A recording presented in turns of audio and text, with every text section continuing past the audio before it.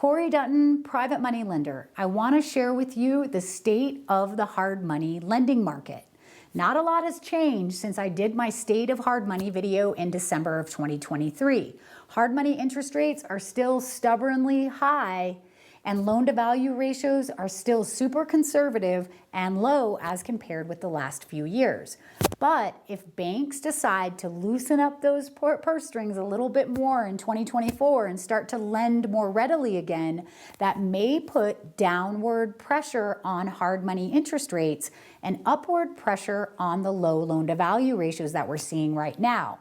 Now, if the Fed decides to lower interest rates in 2024, how will that affect hard money interest rates? Well, for hard money lenders that use leverage that will get a lower cost of capital, that doesn't mean that they're going to pass those lower interest rates on to borrowers.